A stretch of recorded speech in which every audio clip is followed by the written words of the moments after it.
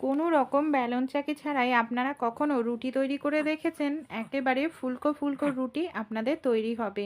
এমনই কিছু অসাধারণ ছোট ছোট টিপস আপনাদের সঙ্গে শেয়ার করব। আশা করছি টিপসগুলি যদি আপনারাও অ্যাপ্লাই করেন আপনাদের প্রত্যেক দিনের কাজটাও অনেকটাই সহজ হয়ে যাবে। চলুন আজকের টিপস আমরা দেখে নিই।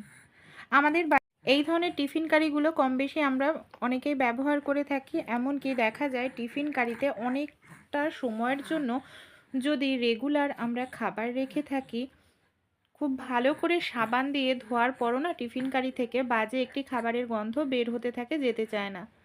এর জন্য ছোট্ট এই টিপসটি অ্যাপ্লাই করুন। সামান্য পরিমাণে একটু ভিনিগার নিয়ে নিন টিফিন কারির মধ্যে। এখানে 1 চামচ পরিমাণ মতো ভিনিগার নিয়েছি। তারপর ভিনিগারটাকে খুব ভালো করে টিফিন কারির গায়ে এইভাবে লাগাতে হবে, ঢাকনাতেও এইভাবে লাগিয়ে 5 থেকে 6 মিনিটের জন্য এইভাবে টিফিন কারিটাকে ঢেকে রেখে দিতে হবে ভিনিগারটা দিয়ে। ভিনিগার কি করবে, বাজে যে দুর্গন্ধ হয়ে যায় খাবারের, সেই দুর্গন্ধটা অ্যাবজর্ব করবে। 5-6 মিনিট পর নর্মাল জল দিয়ে আবারও আপনারা টিফিন কারিটাকে ধুয়ে নিন। দেখবেন কোনো রকম বাজে দুর্গন্ধ বের হবে না, আপনাদের টিফিন কারি একেবারে ফ্রেশ হয়ে যাবে। ভালো লাগলে ট্রাই করবেন। আমাদের বাড়িতে যে এই ধরনের কৌটোতে আমরা প্রত্যেক দিন মশলা রেখে থাকি, প্রত্যেক দিন ব্যবহার করি। কি হয়, অনেক সময় দেখা যায় টিফিন যে এই ধরনের কৌটোর ঢাকনার মুখটা আমাদের খুলতে খুব অসুবিধা হয়। এইভাবে আমরা খুলতে থাকি, বারবার স্লিপ কাটতে থাকে, এমনকি সহজে খোলা যায় না। তাই ছোট্ট এই কাজটি করবেন। যখন আপনারা সহজে খুলতে পারবেন না, আমাদের বাড়িতে যে রাবার ব্যান্ড থাকে মানে গার্ডার থাকে, সেই গার্ডার একটি নিয়ে নিন। গার্ডার নিয়ে কি করতে হবে দেখুন, কৌটোর যে ঢাকনাটা আছে ঢাকনার ওপর এইভাবে আমাদের গার্ডারটাকে লাগাতে হবে। আর গার্ডারটাকে লাগিয়ে তারপর যদি আমরা ঢাকনাটা খুলতে যাই, কি করতে হবে দেখুন, আঙুলটাকে গার্ডারের ওপর রাখতে হবে। তাহলে কি হবে, আঙুলটা স্লিপ কাটবে না, এমনকি খুব দ্রুত তাড়াতাড়ি কিন্তু আমরা ঢাকনাটা খুলে ফেলতে পারবো। এই দেখুন কত সহজেই আমরা ঢাকনাটা খুলে ফেললাম বন্ধুরা। আর এইভাবে ঢাকনা খুললে কোনো রকম অসুবিধাও হবে না, হাতও স্লিপ কাটবে না, আর যে কোনো সময় রান্না করতে করতেও সহজেই আমরা খুলে নিতে পারবো। ভালো লাগলে আইডিয়াটি অবশ্যই কাজে লাগাবেন আপনারাও। ডিম আমরা কম বেশি তো প্রত্যেকেই খাই। ডিম যাতে ভালো থাকে অনেক দিনের জন্য, এর জন্য আমরা কি করি, ডিমটাকে আমরা ফ্রিজের মধ্যে রেখে দিই।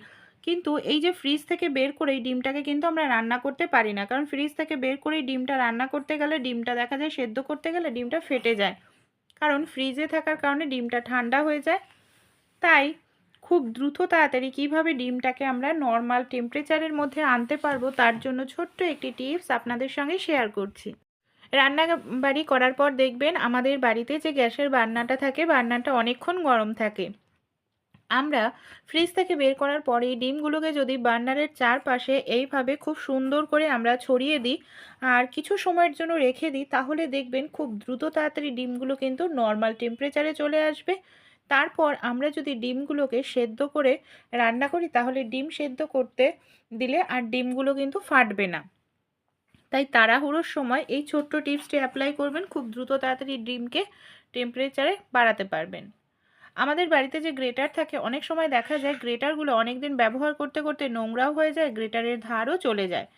যে টমেটো সস আমরা খেয়ে থাকি, টমেটো সসের পুরনো প্যাকেট একটি নিয়ে নিন। যে টমেটো সামান্য সস লাগবে, এখানে বেশি সসের দরকার নেই। এইভাবে টমেটো সস নিয়ে খুব ভালো করে টমেটো সসটাকে গ্রেটারের ওপর দিয়ে লাগিয়ে নিন। এতে কি হবে, টমেটো সসটা লাগিয়ে নেওয়ার কারণে দেখবেন যে ধার চলে গেছিলো সেই ধারটাও কিন্তু ফিরে আসবে, নোংরাও দূর হবে। তারপর পুরনো একটি কাপ নিয়ে নিন। পুরনো একটি কাপ দিয়ে আপনাদের এইভাবে ঘষতে হবে। দেখুন পুরনো একটি কাপ দিয়ে আমি এইভাবে ঘষে নিচ্ছি, আর এইভাবে ঘষলেই যে গ্রেটারের ধার চলে গেছিলো সেই ধারটাও কিন্তু খুব সহজেই ফিরে আসবে। এইভাবে আমি বেশ কিছু সময় একটু ঘষে নিয়েছি। তাহলেই দেখুন জল দিয়ে ধোয়ার পর কত সুন্দর পরিষ্কারও হয়েছে, আর এইভাবে ধারও ফিরে আসে। নতুন করে কিন্তু গ্রেটার কেনার প্রয়োজন পড়ে না। আমরা অনেক সময় বই পড়ি বা বাচ্চারা বই পড়ে, এইভাবে যে মেন কথাগুলো থাকে সেগুলোকে আমরা হাইলাইটার দিয়ে এইভাবে হাইলাইট করে রেখে দিই, যাতে সহজেই সেটা চোখে পড়ে। কিন্তু অনেক সময় কি হয়, এই যে হাইলাইটের এই কালিটা সহজে তোলা যায় না। এর জন্য না ছোট্ট একটি কাজ আপনারা করতে পারেন। লেবু, এখানে সামান্য পরিমাণ লেবুর রসের প্রয়োজন পড়বে, অতিরিক্ত নয়। সামান্য লেবুর রস নিয়ে এইভাবে একটু ঘষতে থাকবেন, সামান্য কিন্তু বেশি নয়। কিছু সময়ের জন্য এইভাবে একটু ঘষলেই দেখবেন কত সহজে হাইলাইটারে যে কালো মানে কাল কালিটা সেটা উঠে যাচ্ছে। তারপর আপনারা এইভাবে কিছু সময় রেখে দিলেই যে সামান্য একটু পৃষ্ঠাটা ভিজে যায় না, সেটাও দেখবেন শুকনো হয়ে যাবে। আর আপনাদের কত সহজেই এখানে হাইলাইটারের কালিটাও উঠে যাবে। পৃষ্ঠা কিন্তু ছিঁড়বে না। আবারও বলছি, সামান্য পরিমাণে একটু লেবুর রসের প্রয়োজন পড়বে, অতিরিক্ত কিন্তু লেবুর রস দেবেন না। অনেক সময় কলা, মানে কাঁচকলা, কচু, এই জাতীয় সবজিগুলো যখন আমরা কেটে থাকি, অনেক সময় কষ লেগে আমাদের হাত না এরকম কালো হয়ে যায়। এরকম কালো হয়ে গেলে দেখুন দেখতে কতটা বাজে লাগছে আমাদের হাতটা। তাই এই হাতটাকে কিভাবে আমরা পরিষ্কার করে নিতে পারি। আমাদের প্রত্যেকের কাছেই টুথপেস্ট থাকে, সামান্য পরিমাণে একটু টুথপেস্ট নিয়ে নিন। অতিরিক্ত টুথপেস্টের প্রয়োজন নেই, সামান্য পরিমাণে একটু টুথপেস্ট নিলেই হবে। সামান্য পরিমাণে একটু টুথপেস্ট নিয়ে এইভাবে খুব ভালো করে হাতটাকে আপনারা একটু ডলে নিন। এতে কি হবে, টুথপেস্ট কি করবে, এই যে কচুর দাগ, কাঁচকলার দাগ, এই হাত কাটলে না হাত যে কালো হয়ে যায়, সেই দাগটা সহজেই উঠে পরিষ্কার হয়ে যাবে। এইভাবে একটু ডলে নেওয়ার পর আমি একটু নর্মাল জল দিয়ে খুব ভালো করে কচলে কচলে হাতটাকে ধুয়ে নিচ্ছি। কিছু সময়ের জন্য হাতটাকে এইভাবে একটু কচলে নেবেন, না হলে কিন্তু উঠতে চাইবে না। তারপর নর্মাল জল দিয়ে হাতটাকে খুব ভালো করে ধুয়ে নিতে হবে।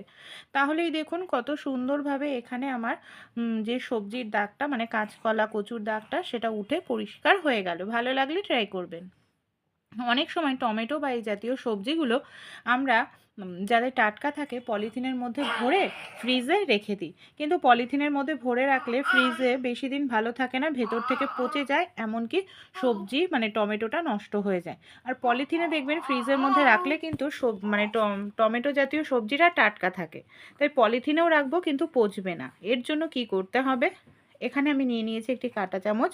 কাঁটা চামচ দিয়ে এইভাবে পলিথিনটার মধ্যে অনেকগুলো ছোট ছোট করে ছিদ্র করে দিন। এখানে কিন্তু অনেকগুলো আমাদের ছোট ছোট করে ছিদ্র করতে হবে। আর এইভাবে যদি ছিদ্র করেন দেখবেন, তাহলে আপনাদের হাওয়া বাতাস ঢুকবে। এর ফলে কি হবে, টমেটোটা পচবে না, টাটকা ফ্রেশ থাকবে। ভালো লাগলে ট্রাই করে দেখবেন।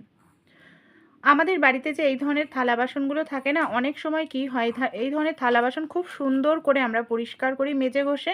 তা সত্ত্বেও দেখা যায় থালা বাসনের গায়ে না, মানে ডিজাইনযুক্ত যে বাটি হয়, থালা হয়, ডিজাইনের ভেতরে ভেতরে দেখবেন নোংরা কালোর একটি স্তর পড়ে যায়।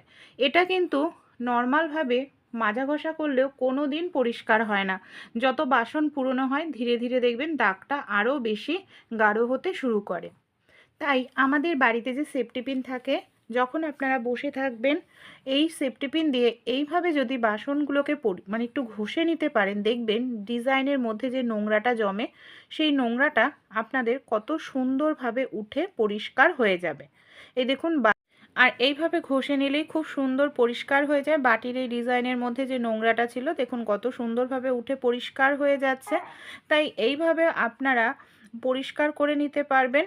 কারণ দেখতে কিন্তু ভীষণ বাজে লাগে, আমরা ভালো করে পরিষ্কার করার পরও দেখা যায় জীবাণু ব্যাকটেরিয়া কিন্তু এর ভেতরে থেকে যায়। দেখুন আমি চামচ দিয়ে, মানে আমি এখানে সেফটি পিন দিয়ে এই প্লেটটার যে ডিজাইন রয়েছে তার ভেতরে কত পরিমাণে নোংরা রয়েছে, সেই নোংরাগুলোকে আমি বের করে দেখাচ্ছি। লাইভ রেজাল্ট কিন্তু আপনারা দেখতে পাচ্ছেন। তাই আপনাদের বাড়িতেও আশা করি এই ধরনের বাটি টাটি আছে। যদি এরকম নোংরা জমে থাকে, বাটি, প্লেট, থালা স্টিলের, সেগুলোকে আপনারা খুব সুন্দর করে এইভাবে পরিষ্কার করে নিতে পারবেন।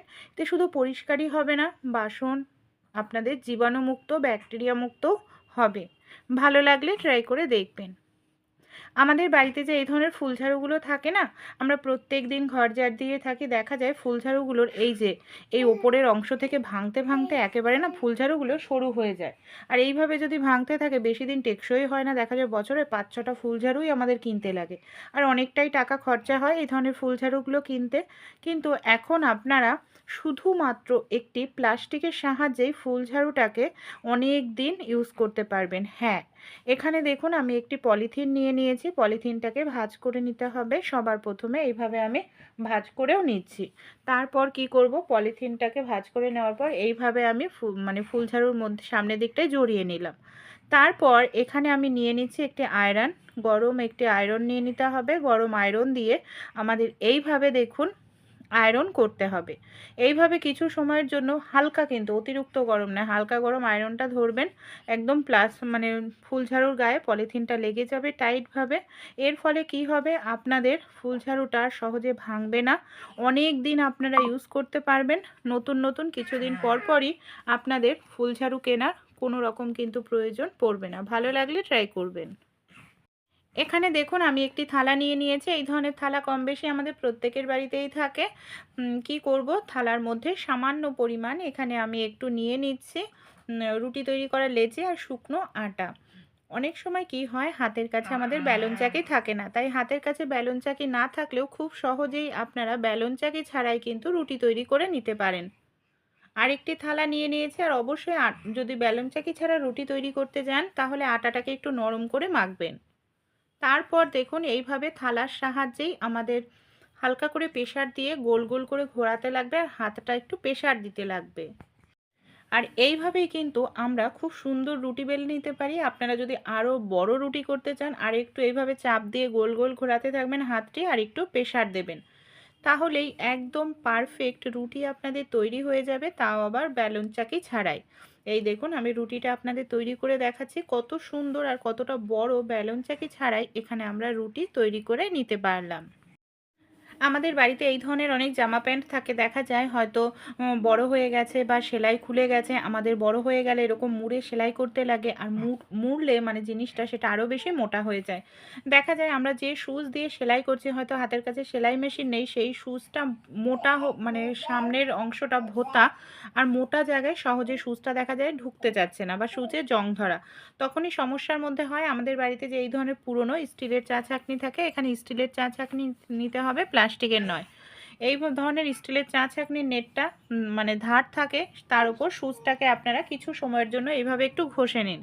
কিছু সময় এইভাবে একটু ঘষলেই দেখবেন আপনাদের সুচটার মুখ একেবারে ছুঁচলো হয়ে যাবে। এর ফলে আপনারা খুব সহজেই মোটা জায়গায় সেলাই করে নিতে পারবেন। ভালো লাগলে আইডিয়াটি অবশ্যই কাজে লাগিয়ে কিন্তু আপনারাও দেখতে পারেন। আশা করছি উপকার পাবেন।